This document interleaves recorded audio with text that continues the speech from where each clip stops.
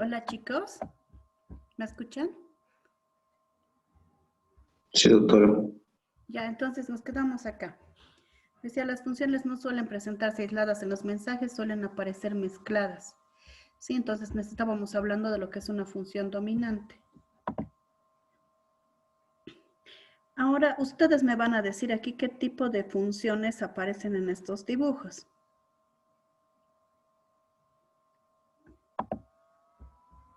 Les voy a dejar la anterior, ¿ya?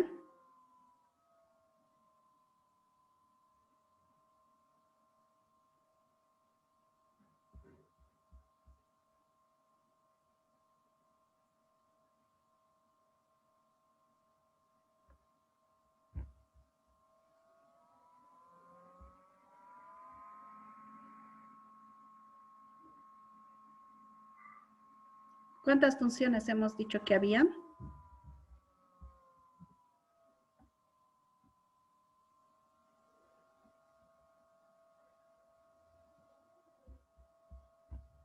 Tres. Ya, ¿cuáles serían estas? Tenemos a la expresiva, la poética y la comunicativa. La conativa. Acá, esta, por ejemplo, ¿qué es?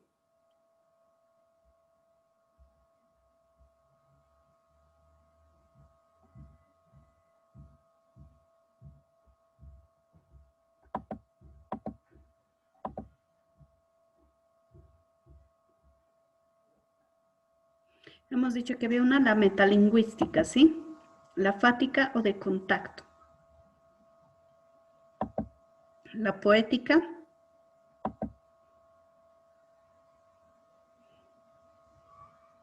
La referencial.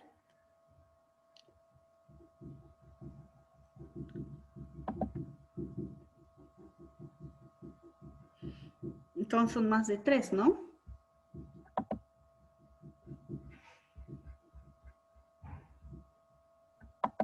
Me faltó la parte de la metalingüística. Tenemos la emotiva, la conativa, la referencial, la poética, la fática, la metalingüística. ¿Sí?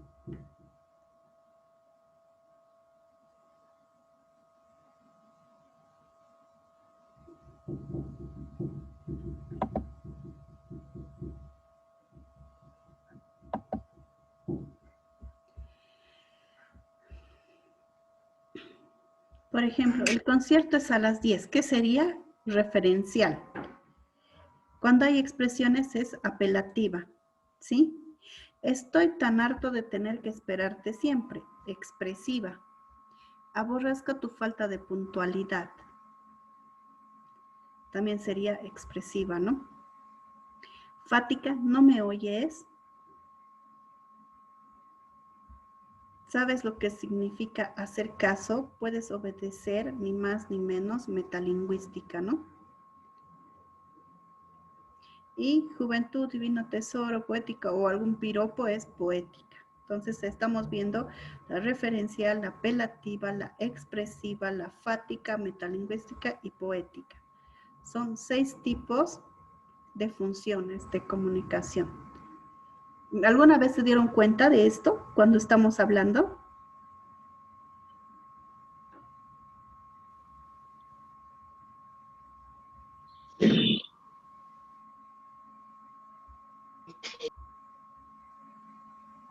No, doctora. Sí, es algo nuevo, ¿no? Pero tenemos que tomarlo en cuenta para poder aplicarlo en nuestro diario vivir, en nuestra carrera, ¿no? ¿Cómo nos vamos a comunicar con el paciente?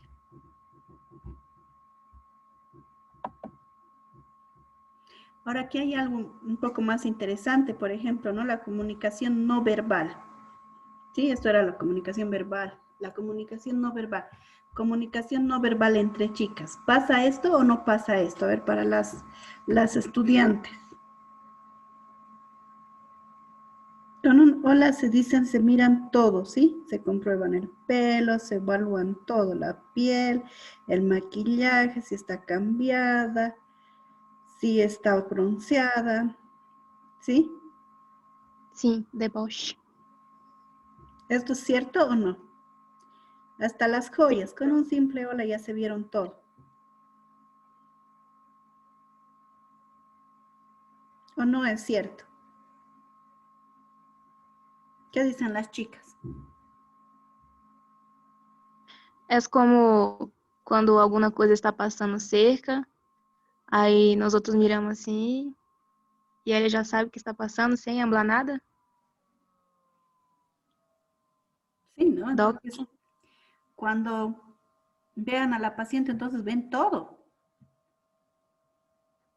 No se fijan todos, se dan cuenta de todo, ¿no? Las doctoras. En un instante. Y las mamás peor todavía, ¿no? Las mamás como que tuvieran un radar aquí arriba. ¿O no les pasa? Y entre los chicos, ¿cómo es? ¿Es cierto esto o no? Sí. No, doctor. Sí, no. Sí, Sí, ¿no? doctora. ¿Quién da más, quién da menos?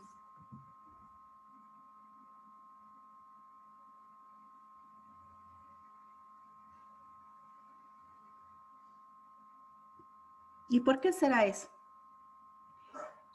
Yo digo, esto tanto no es, yo soy más así, o sea, me fijo, hola, hola, no me estoy fijando todo. Mi esposo es el que más se fija todo. Sí, también dependiendo qué tan miope es uno, ¿no? No se puede generalizar, pero a veces es un poco más común.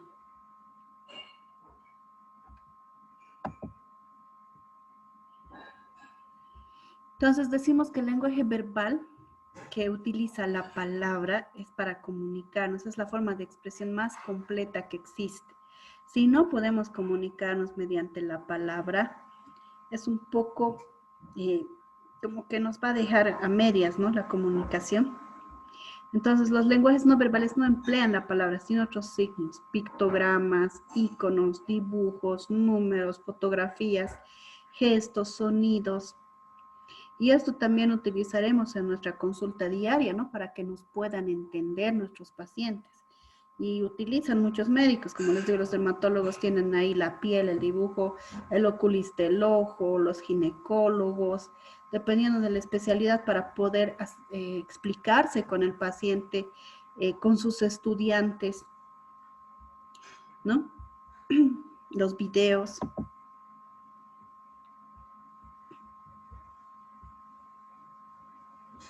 Entonces también nos comunicamos a través de signos, ¿no? De signos para poder hacer nuestra interacción social. Por ejemplo, acá, no estacionar, no parquear. Sí, los signos cuando son sordomudos, los sordomudos también, ¿no? Hay gente que ve eso. Sí, acá donde los baños de chicas, baño de chicos, no estacionar, no parquear. Doblar a la derecha al conducir, también tenemos que fijarnos todo, ¿no? Las señales de tránsito. En el hospital, ¿para qué nos va a servir esto, por ejemplo, en el hospital? ¿Qué vemos en el hospital? Se llama la señal ética. Y se han fijado, van a ir a los hospitales, la señal ética está por colores y también está por idiomas. Y en Cochabamba es un requisito dentro de la gerencia de hospitales, la gestión de hospitales, que tiene que estar escrito ahí informaciones en castellano, en español y también en quechua, por la inclusión que tiene que haber, por la comunicación. ¿Sí? Entonces, no puede ser que el médico no hable quechua o no entienda quechua, es un requisito, más que todo en la parte municipal, ¿no? Tiene que entender, tiene que hablar, tiene que tratar de comunicarse. Entonces, los no verbales, ¿cuál es la finalidad? Llegar a un receptor más amplio. Sí, puede que sea sordomudo nuestro paciente y se va a tener que, bueno, con los signos también pueden entender, ¿no? Signos en los aparatos electrodomésticos, el timbre del teléfono, el código de circulación, que eso también lo vemos constantemente, hasta para planchar o no planchar la ropa, cómo lavarla, tienen diferentes signos, ¿no? Acá también el alfabeto braille para personas ciegas. Si bien pueden escuchar, pueden hablar, pero no pueden ver. Entonces, para poder leer, para poder... en los cajeros automáticos también hay esto, ¿no? Para que ellos también puedan hacer transacciones.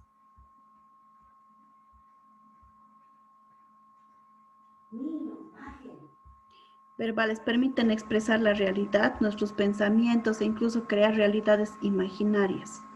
Pertenecen al lenguaje verbal los códigos que constituyen la lengua oral, como la escritura, el alfabeto, los sordomudos, el morse, braille. Sí, acá tienen diferentes códigos. Entonces, en medicina, ¿cómo nos comunicamos o cómo aprendemos? Es mediante la palabra también, ¿no? Si bien están ustedes pasando a las clases teóricas, pero también nos comunicamos mediante las letras, ¿no? Tenemos que leer bastante para poder enterarnos qué es lo que está pasando, cómo está descrito la fisiología, la bioquímica, el ciclo de Krebs, no sé, tanta cosa que tenemos en medicina. Entonces, dice, el signo es un elemento material, perceptible por los sentidos, ¿sí? Representa otro elemento, es algo en un lugar de algo. Y esto es muy importante porque en semiología nosotros llevamos esto, es una ciencia para nosotros. Tenemos que comunicarnos, ¿sí? El dolor, la fiebre, y cómo se encuentra diferentes signos de Murphy, por ejemplo, donde hay dolor, donde tocamos específicamente y vamos a encontrar algo, ¿sí? Algún signo. Incluso la desigualdad en los miembros, si es que hay fractura o no hay fractura, ¿sí?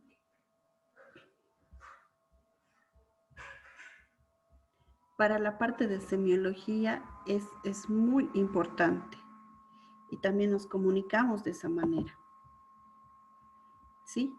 Este señor era un señor que estaba incursionando bastante en la lingüística moderna, ¿sí? Pero también había otras clases de signos, ¿no? Indicios, íconos, símbolos, en los que este otro señor, Charles Peirce, estableció la significación y clasificación de acuerdo a la relación, el significado.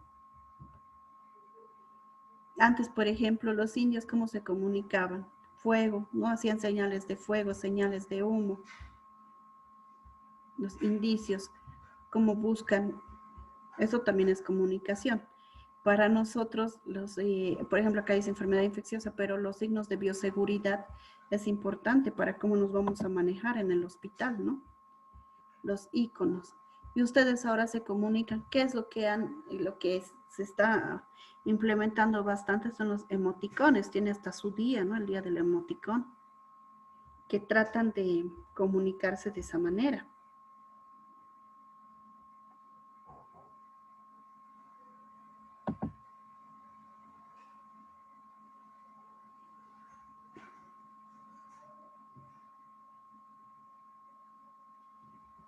Entonces también tenemos los símbolos.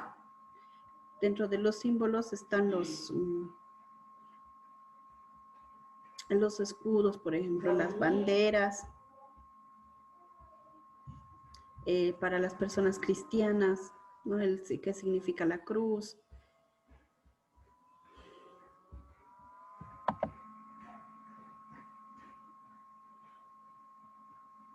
Y dentro de los códigos, acá tenemos, ¿no? Nuestros sentidos, el gustativo, táctiles, olfativos, auditivos, visuales. Por ejemplo, para nosotros puede ser un signo de COVID, signo patognomónico de COVID, es que no se sientan los perfumes, es que falle la parte sensitiva olfatoria en la persona, o el gusto, ¿no? Ese es un signo patognomónico de COVID, típico en COVID-19, y eso se ha establecido ya. Y asimismo va a haber otros signos o códigos, por ejemplo, las manchas de Koplik en sarampión. Voy a ver las manchas de Koplik y sí o sí digo que es sarampión. O en la difteria. Entonces, hay diferentes formas que nosotros los médicos tenemos que aprender. O la parte auditiva, por ejemplo, hay una forma especial de un perro que tiene rabia para poder diagnosticar. Un perrito que está con rabia está cursando la parte clínica, cambia la voz, cambia la parte de la fonación. Entonces el veterinario escucha eso, ese tipo de ladrido y es específico patognomónico de rabia. ¿No? Y tiene que tener mucho cuidado.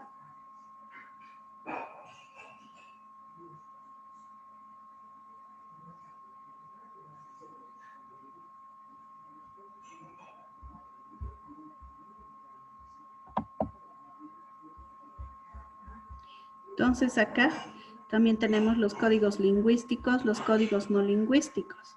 Sí, la escritura, la taquigrafía, la lógica, el braille, lenguaje de sordomudos, tenemos bastante, ¿no? Y nosotros tenemos acá en la escritura o en la lectura, tenemos códigos para poder interpretar de diferente manera.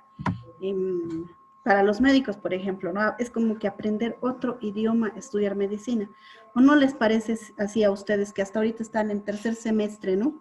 Que han llevado anatomía, histología, están llevando fisiología y bioquímica.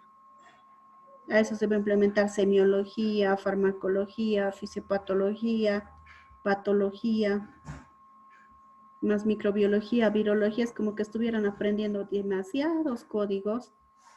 Y dentro de eso los signos, los síntomas específicos de cada enfermedad. Todo eso entra a su cabecita. Tienen diferentes códigos que van a identificar. ¿Sí? Y dentro de los no lingüísticos, números, gráficos, icónicos. Esto, por ejemplo, les decía en la señalética del hospital o en el quirófano.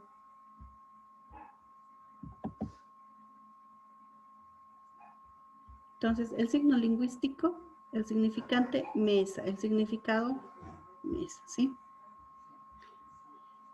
De un significado y un significante. ¿Qué significa y cuál es el significado? Es el concepto e idea de que representa en nuestra mente.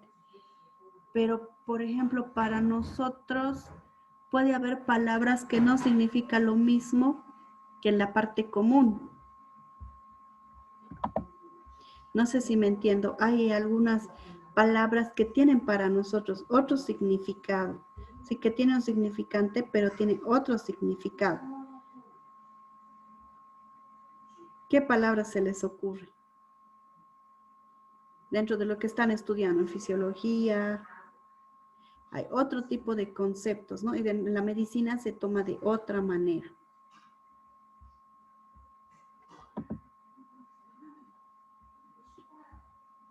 Las características del signo lingüístico, la arbitrariedad, ¿sí? La relación que ha significado con él es convencional, producto de un pacto o acuerdo tácito. Sí, esto también tiene que ver bastante en medicina.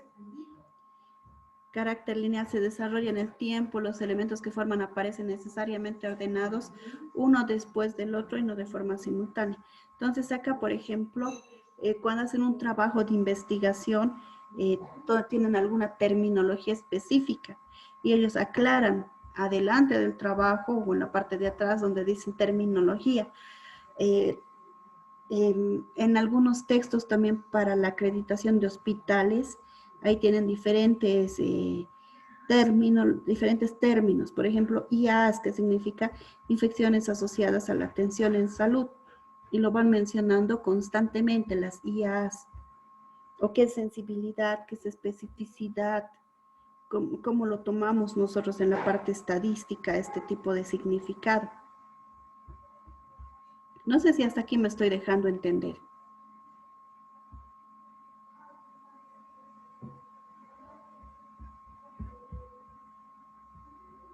Hola chicos, ¿se fueron a almorzar? Estamos aquí. Estamos aquí. Entonces, no sé, hasta acá se entiende, ¿no? Que hay diferentes tipos de signos que en la parte médica vamos a tener que manejar.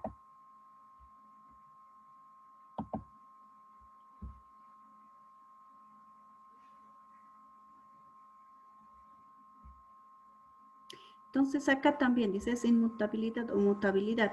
En medicina sí podemos hacer esto. Sí se puede cambiar un significado. Son palabras específicas, no son todas. Sí, en algún momento vamos a tratar de buscar algunos ejemplos, les voy a pasar.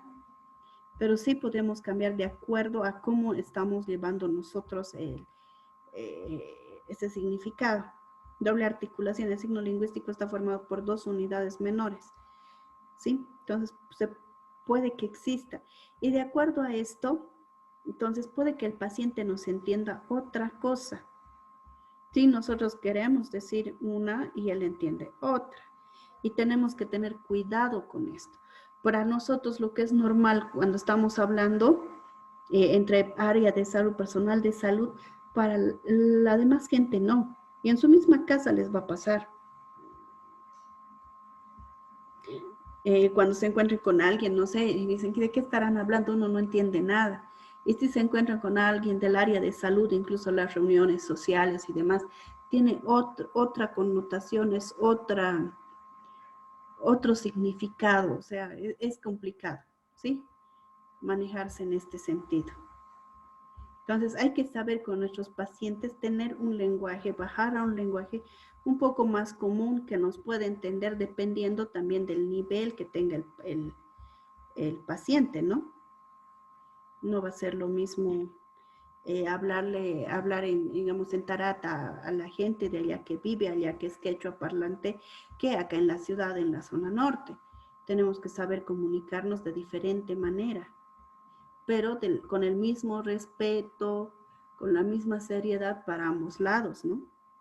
Y eso ya vamos a ir hablando en lo que es empatía con el paciente, cómo nos tenemos que poner en su lugar, pero no tenemos que achicarlo, no tenemos que hacerlo sentir menos. Y es a veces lo que pasa muchas veces en la comunidad, ¿no? Que el médico está tan ensimismado que a veces les dice hija, hijo, y no es lo correcto, ¿no? Cada paciente merece su respeto, tiene que tener respeto por cada paciente, independientemente del estatus social que tenga. Entonces, hasta acá esto de comunicación, ¿qué les parece?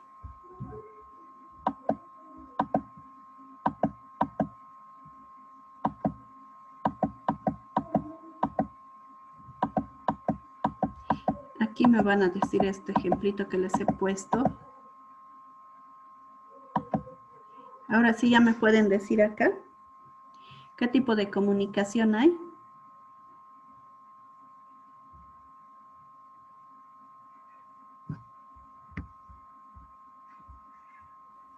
En lo de ay mamá es una comunicación apelativa. Están expresándose, ¿no? Porque los dos niños están peleando. Y acá, mi nombre es Carlitos. ¿Qué está diciendo Carlitos? Comunicativa. Comunicativa, expresiva, ¿no? Que Comunicativa. informativa. Sí, y acá.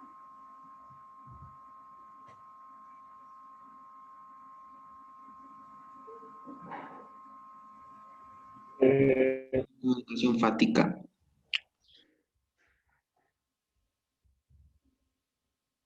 Y esta. Expresiva. Expresiva, genial, genial. Acá.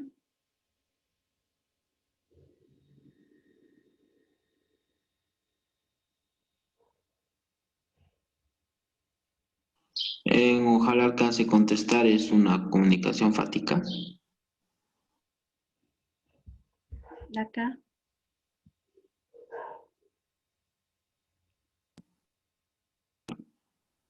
De expresión.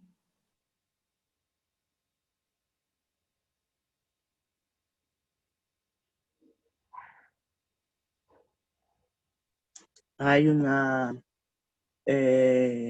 poética también, qué hermosa patita. Expresiva, poética, ¿no? Y si se dan cuenta, es diferente, como decíamos, es diferente cuando estamos con nuestros amigos, nos expresamos de otra manera, como que nos alegramos más, ¿me entienden? O bueno, si se enojan también, no se pueden expresar de cierta manera con la familia o con la pareja. Hay cosas que a la pareja no le vamos a decir por respeto, porque es la persona amada y demás, ¿no? Pero, por ejemplo, en el anterior cuadro, acá, por ejemplo, deberás lavar toda esa loza. Aquí vemos el autoritarismo que puede haber en algunos trabajos, ¿no? A veces nos comunicamos de esta manera con nuestras enfermeras y no es lo correcto, o con nuestro personal de limpieza, ¿sí? O no, no los médicos, ¿no? Puede ser el personal administrativo. Y eso no es lo correcto, ¿no? Tenemos que enseñar como médicos de que todos tienen el mismo, merecen el mismo respeto. Y de nosotros tiene que partir tratar al personal que limpia, al personal que trapea, a las enfermeras, a nuestros pacientes, tratarlos con respeto. Pero a veces hay gente que tiene un poquito de poder y actúa así, ¿no? Entonces, esto también sirve para darnos cuenta cómo está acostumbrada a tratar la gente. Nosotros tenemos que ponernos en una buena situación con nuestro paciente. ¿Cómo tendría que ser la comunicación con nuestro paciente? Cognitiva. ¿Perdón? Comunicación cognitiva.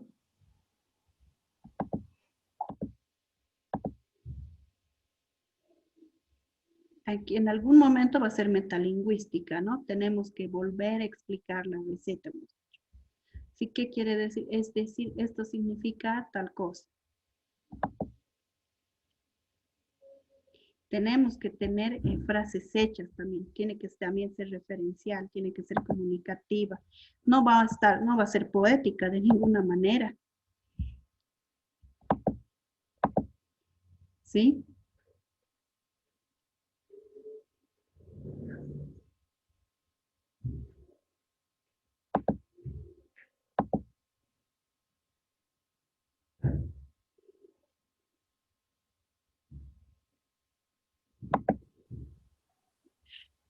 Ni tampoco, en algún momento, dependiendo del tipo de paciente, por ejemplo, en el BLS nos dice, no, me escucha, me oye, no respira, no respira, no escucha, está inconsciente, ¿no? Hacemos algunas preguntas acá, ¿sí? Hola, hola, señor, ¿me